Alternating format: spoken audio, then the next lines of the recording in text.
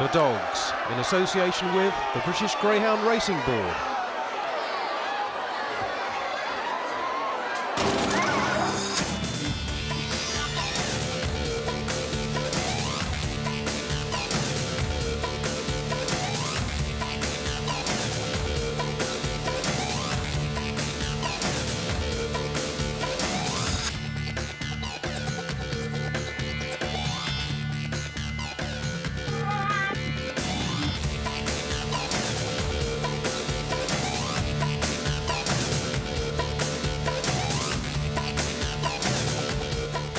Coming up this week on The Dogs, we investigate all the hoo-ha about HAWS. Young trainer Phil McComish tells us about his Derby prospect, Tom's View. And DROOPYS BYRON keeps to the script in the big puppy final at Walthamstow. When Avon Towser won the first race at the new Coventry Stadium a year ago, it began a new era for greyhound racing in the Midlands. With a blaze of publicity, the revamped brand and venue opened its doors after huge investment by owner Avtar Sandhu, and on a special evening it was left to the legend that is Jeff de Mulder to do the honours. Former Wimbledon racing manager Simon Harris was headhunted for the RM's job, and it's been an exciting 12 months for the NGRC's newest track and its operations manager Malcolm Francis. Malcolm, a year on from opening, how's the first year been? Been tremendous. I mean, obviously a lot of people were very doubtful about whether we would be able to make it succeed at Coventry because it failed in the past. We've had a fantastic first year. We've established ourselves as the leader, and if not the leader, one of the very best open race tracks in the country. We've got a track that a lot of the top trainers think is the leading track in the country from a safety viewpoint and the way that we organise the races here. And we're very, very happy. Well, obviously the open races is the most pleasing aspect. When you consider and look down the list of winners that we've had over the last year, you can throw in names of Farlow, Verdict, DROOPYS, Shearer, Shelbourne, Star. You know, I'll name three, but the list is endless. And to have dogs of that calibre running week in, week out is very pleasing. And obviously we'll only get stronger. We've held the Trainers' Championship, which probably, you know, for a track within the first 2 months of opening was a tremendous thing to do, and it was as good a meeting as we've had all year. Some people say it's such a big stadium, you feel like you're on your own, like at the old Wembley. That is very true, and that's a very good way to actually say it. It's like the old Wembley. That when we only have 300, 400, 500 people in the stadium, it feels like there's nobody here. When on a Saturday sometimes we have 2,000 people in the stadium, it looks like there's probably 1,300, 1,400 here because the people are lost. And when people are looking at the crowd, they forget the 250 in the restaurant, the 150 in the boxes, maybe 30 or 40 in the Diamond Lounge. And then there's people walking around downstairs and around the sides as well. The capacity just on this side we have open at the moment is in excess of 4,000 people. The actual stadium can take 12,000 people, which it does for the stock cars, and a lesser crowd than that for the Speedway. Inside, the facilities are first rate. In terms of creature comforts, Coventry tops the table, with its Diamond Lounge bedecked in leather leading the way. Coventry's large restaurant has proved very popular, and it's chock full on Saturdays as diners sample the food of award-winning chef Ralph Hayes. Tracks know that to survive and compete at the highest level, the complete entertainment experience is required. Coventry have managed that, but they also look after the core product, the greyhounds. This purpose-built kennel block is fully air-conditioned. It could be called the Hilton of the kennel world, and the dogs are of course well looked after. Security is tight, which gives peace of mind to both trainer and owner. And the Coventry track itself is one of the best in the business in terms of surface and alignment. But this is a big galloping track, but when now you set out to put a new track down, if you don't get it right, you really want shooting, because you learn from other people's, not mistakes, but experiences over the years, and you should get it right. And I think we have here. It's been well designed, well planned and well built. In past years, of course, Harris would now be looking forward to Wimbledon and the Greyhound Derby. Does he miss it? I don't miss the traffic. It's lovely round here. We're semi-rural round here, and it's quiet and you can easily get about. But no, Wimbledon, I mean, obviously I felt very sort of odd last year when the Derby final was on and we actually weren't racing here, and I was sort of sat at home thinking, oh, it's the Derby final. Okay, I probably don't miss the workload that goes with the Derby, and certainly at Wimbledon now with the Bags contract that they've got and the Derby, good luck to the boys there. They'll earn their pennies in the next few months. But no, the Derby's special, and no, you can't. If you're in greyhound racing, you can't beat being at the Derby final on Derby final, and enjoying the atmosphere of that. And I'll always miss that. Well, shouldn't that be a Coventry Derby in future? Who knows? Who knows? We don't want to take the place of the English Derby. Nothing ever will. The GRA have got that right for that competition, and yes, we will run a very big competition from here. And we will have the sponsor, and did have a sponsor in place for it, but we will do it when it is right for everybody, including ourselves in the industry, to do that. I think during our first year we had the Trainers' Championship very early on, and that was a major thing, and it allowed the top trainers to bring their dogs here and to see how good the track is. And I know a lot of the top trainers want us to have a big race here. All the top trainers have had runners at Coventry, and the track prides itself on looking after not just them, but the local handlers as well. Before racing, all are fed and watered. So the dogs are okay, the trainers are full up.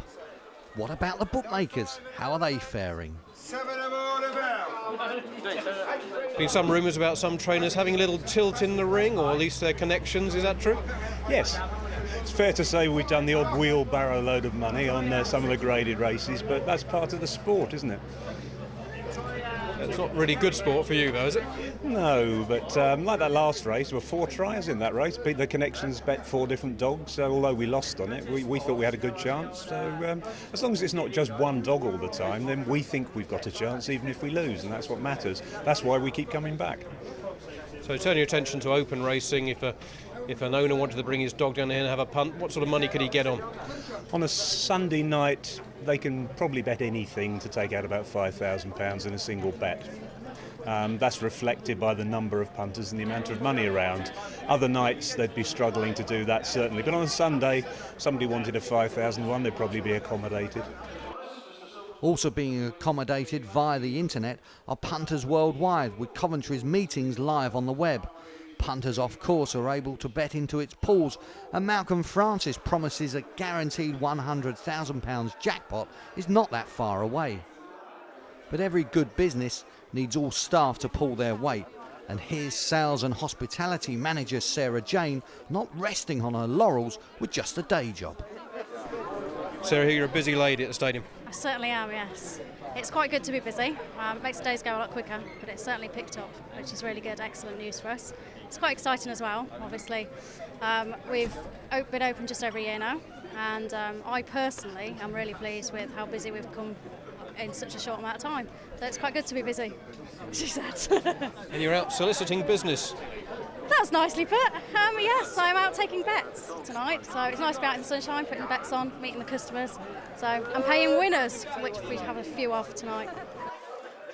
Some say the only person not busy at Coventry is the vet, such is the safety record there, and it's definitely somewhere to bring a young dog. Charles, owner of Zigzag Kennels and a great supporter of Coventry Stadium. Yes, I've been right from its inception last year. A really great track. And you bring most of your young pups to trial around here? Yes, as many as I can. Obviously it's an hour and a half's drive for us, but we like to get as many here as we can with trainers here. A very safe track to start the pups. And you're a regular in the hospitality suites. How do they treat you at Coventry? Always very well. They look after us very well, and always a beautiful spread. Everything's done beautifully. So a year on from its gala opening night, and Coventry is thriving. The crowds and tote turnover have steadily improved, and the racing has been absolutely superb. And perhaps, just perhaps, the doubters have been silenced. I think at the first people were negative because they didn't know if it was going to happen, and I can understand that because there was many other tracks said they were going to open and didn't. There had been tracks that had opened and then closed down very quickly with big ideas. Fortunately, Mr. Sandhu, he's a man of his word. If he says he's going to do something, he does it, and he's able to support any statement he makes. Has Mr. Sandhu got any more plans for acquiring other tracks in Britain? Most definitely. He's very, very keen to move forward within the industry, and should anybody have a stadium that's available, he's more than interested for myself and him to come along and speak to them. And if it's the right price and we feel that we can build a business plan successfully around that track, then we are very, very interested. It's no secret we actively have tried very hard to get 2 tracks. We've failed. But that doesn't mean we won't continue to try to get tracks, and one of those, you never know, could still come off. But we are actively now trying to get tracks. Any particular tracks you can mention that's in your eye line? It's safer not to, because when I mentioned one last time, somebody else went in and bought it. Hot off the press at Coventry have been the race performances of the much-touted HAWS BARNEY, who made his British debut in a sprint at Coventry from 4.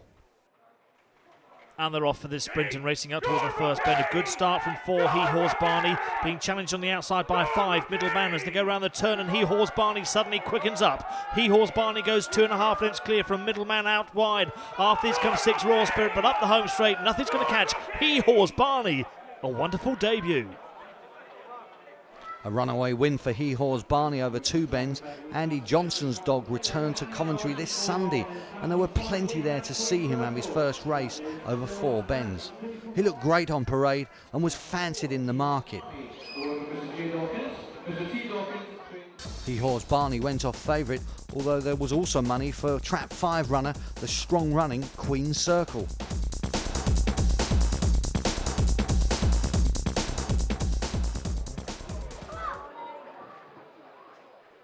And they're away and racing out towards the first bend. Good start here from Queen Circle, and 5's going to lead him up here from 1. 3-way Ebony. Here comes HAWS BARNEY just barging its way through into second place. To head down the far side then, game on. Queen Circle leads by 1.5 lengths over 4. HAWS BARNEY there pulling away from 1. 3-way Ebony as they come down towards the second last bend. Queen Circle with about a 2.5 length lead now over HAWS BARNEY, who's finding precious little as they come off the final bend. Queen Circle going right away, romping home. HAWS BARNEY second. Success for Queen Circle then, and happy connections, but defeat for HAWS BARNEY, and plenty for this young kennel hand to think about as the derby approaches. Coming up in part 2, an interview with trainer Phil McComish.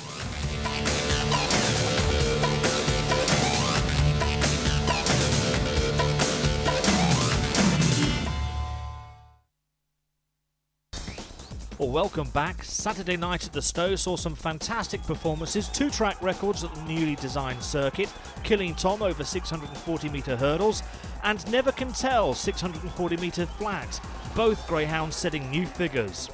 Druids' Mickey Joe in Trap 2 overcame a tardy start to justify favouritism in the 4-bend hurdle, beating Kelso's Bruno by 1.25 lengths. But we're going to focus on 2 races in more detail, both over 475 metres, starting with the French Connection Standard, where Ernie Gaskin's De Breen in 2 and Mark Wallace's Courage Boy in 6 were sent off 5-2 joint favourites.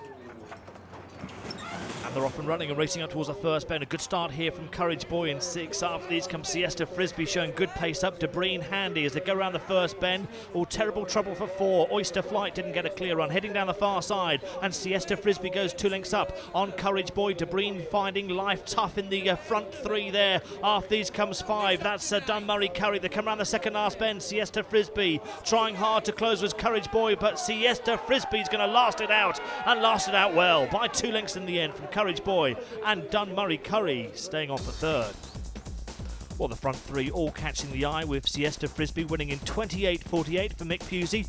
On to the night's feature though. This is the Ocean Trailers Puppy Stakes final, and Ted Soppett's Droopy's BYRON in 4 went to the traps as the 2-1 favourite. Ted also had Head Lad in the race in Trap 1, who beat Droopy's BYRON in the semi-finals. And they're off and running and racing up towards the first bend. Good early pace here from Droopy's BYRON. Head Lad also handy. After these comes Vieri Fearless in 2 as they go around the turn. Trouble at the bend at various points here. Head Lad cannon into Trap 4. Droopy's BYRON, but that's in front here by 2 lengths. Making some headways Yorkshire. Good pace also far side from Vieri Fearless as they head down towards the second last bend. At the moment is a 1-2 for Ted Soppett. No longer though. Droopy's BYRON with Yorkshire closing, and Yorkshire going for the inside track. It's closing rapidly. Droopy's BYRON just from Yorkshire. Vieri Fearless some way behind in 3rd. Droopy's BYRON, who broke well, holding the late thrust of Yorkshire to win by a neck in 29 seconds dead. Congratulations to Ted and Droopy's BYRON. Ted was full of praise for this youngster when we recently visited his kennels. Remember this cracking race last year? Blonde Cindy in front in the Northern Puppy Derby final at Sunderland, but shortly to be joined and passed by Roxholm Silks and this greyhound. Tom's View in front, here's Roxanne Silk challenging, down the straight, Tom's View, out in front from Roxanne Silks. Tom's View maybe just in a very tight finish from Roxanne Silks in the Northern Puppy Derby 2004. Bought during the competition by his new owners, Tom's View left Sunderland that night and the kennels of Paul Rutherford for those of Phil McComish, and we went to see him. Yeah, he settled into his new surroundings great. We brought him back the same night after the Puppy Derby final at Sunderland, and he came in, he had a week here with us, and I took him down to Wimbledon for his first trial, and he trialled over 460, and he went well. Always regarded as a Derby dog, Tom's View had a chance to show his class in the Racing Post Juvenile Championship. He trapped okay, the two dogs outside him, the Moose dog and DROOPYS Brooklyn, trapped great, showed great early, and he ran well. He showed a lot of bottle and a lot of guts, and he ran great, and he managed to turn second and get round the bend behind Brooklyn, and he showed mighty pace down the far side, and then he come home well and he ran really well. I was really pleased with him. This was a hugely impressive performance, and afterwards his William Hill Derby odds were shortened, but the classic trip is 480 metres and some have questioned the dog's stamina. I think you'd be surprised. I think he'd stay well enough, especially in the summer. You get a bit of nice going, and I don't think there's too many stamina problems with the dog. I mean, he's won 480 at Brough, he's won at Sunderland over the 450, which is a little bit short, but I mean, at Wimbledon, he was still in front come the 480 metre line in the juvenile, and I don't think there's too many doubts. Tom's View went to Monmore for the Ladbroke Midland Puppy Derby and again impressed, this first round victory delighting all concerned. Disappointment followed at Monmore, although he did reach the final, and Tom's View remains on course for the Classic. So Tom's View was a big money purchase. I mean, what do the owners realistically expect out of him this year? A bit of fun, you know, and the lads bought the dog, they put their hands in the pocket, they bought the dog, and they gambled the dog heavily at Sunderland, and everything dropped into place for them, and it was superb to be driving the dog back home from Sunderland when the dog was kind of bought and paid for, you know, and the guy said to me, Kieran and Steve and John, that at the end of the day the dog's paid for, you know, there's no pressure, kind of work away with the dog and let's enjoy him, you know, and have a bit of fun and try to take on the best, and let's try and go and have a crack at the derby with him, which of course is the main aim. What do you think the dog's capable of? I think it's like anything, you know, to win a derby, you know, you need a lot of luck, you need some nice trap draws, and you know, you've got to have the dog, and there wouldn't be too many around I'd be wanting to swap him for. Another open race star in the MCCOMISH camp is Canny Journey, who reached last year's Produce Stakes final at Hall Green. Canny Journey is an interesting dog now because the bitch was mated in Australia to Rapid Journey, and I believe the pups were born in quarantine in the UK. So that makes him a British bred, of course. Yeah. Being born here, and obviously he reached the final of the Produce Stakes last year. He's an unusual colour. He's very light brindled, and you don't see too many of them around, and wherever you go he draws a lot of attention because people like him, you know, he's a nice dog and he's a nice natured dog, and he can run a bit, you know, I think a lot of him, and I think the best is yet to come out of this dog. And what's his sort of best trip? At the moment he'd be looking sort of 480 metres and anything plus. How far he'll stay we're not too sure, but I mean I've got a few races in mind for him, maybe races at Shelbourne Park over 600. Them types of races I would like to see how well he stays, and of course if he stays on well enough then we'll be looking at the ledger with him. Another well-known dog in the kennel is DROOPYS SINATRA, whose target is the East Anglian Derby at Yarmouth. The trip there, 462 metres, seemed to suit him down to the ground. There's also MACHAN Tiger, a decent six-bend dog who's sure to be contesting the main Stayers races in 2005. And then there's this pup. He does have a name, it's just Phil wouldn't tell us. But what we do know is that he's a son of Navigation Lad, the 2000 Puppy Derby winner at Wimbledon, who put Phil on the map. We come round the final bend, and Navigation Lad home and hosed, some 3 or 4 lengths clear from trap 2, Cardigan in second place, and back in third was trap 6, Arsu Super. So success. We've had the license about 6 years, Before that, we was always involved with the grounds, as my granddad had dogs in the 1920s and 30s in Belfast, and my dad was brought up with dogs, so then we were brought up with the greyhounds, and ever since we remember, there's always dogs in the back garden, and you know, and mainly my dad would keep a dog and he'd go to work and he'd do a dog in the spare time, and obviously and we always try to buy a good dog and do a bit of open racing. But you started your career at the Flaps. Yeah, we started off on the independents, and it was there was my dad and his brothers were involved, and they'd try and buy a good dog. They'd try and go and buy a dog that would maybe reach the quarterfinals of the English Derby, and then go and contest the flapping derbies. Each track would have their own derby, and you know, they go and try and win them, and they had some success in doing that. And then I got hooked on winning trophies with them, so it was kind of something I was always going to do. Phil is based at Shortwood Kennels in Derbyshire, a complex he has big plans for. There are paddocks aplenty for exercising and rearing of pups. Plus there's a decent sized gallop, and hopes are high, very high, for the future, especially with the number of top class animals in the kennel. We moved here 2 years ago, and this is our own place here, and everything we put into it and every block we lay, hopefully we're here for good. I'm currently lining up extensions to put an extension on the side here, and we've got a gallop in here now, 220 metre gallop with a sprinkling system on it, and we've got the jacuzzi here, and all the machines, the walking machines and the treatment machines that you've seen yourself, and obviously in time I'm hoping to maybe get a track on one of the front fields, but we're situated here in an idyllic situation to train greyhounds, because we're in 14-15 acres of land here in countryside. It's nice and quiet, and it's perfect. As always, diet is key, and these canine racing machines enjoy their share of meat, fish, pasta and biscuits. Here is a young trainer with all the ingredients for success. But it's like anything, Clive, you kind of with the greyhounds are an athlete, and you've got to feed them the best, and at the end of the day you only get out of anything what you put into it, and you know, we put everything into it. A brief look at the open race calendar. On Thursday, Hove staged the first round heats of the Regency. Channel 425 will have coverage of the Opens at Walthamstow and Milton Keynes. There's also Opens at Coventry, Nottingham and Reading. A busy Friday with the semi-finals of the Tote Sport Gold Collar at Bellevue, live on Channel 425. Hall Green has the first round heats of the Blue Ribbon over 480 metres, whilst there are minor open race finals at Sunderland and Romford. Other Opens at Henlow, Swindon and Wimbledon. More Opens at Wimbledon on Saturday, plus Monmore and Shawfield, whilst on Sunday it's the usual fare.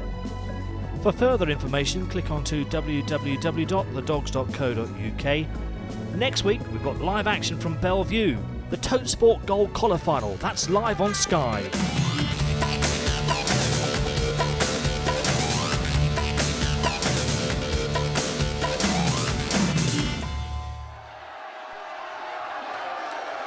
The Dogs, in association with the British Greyhound Racing Board.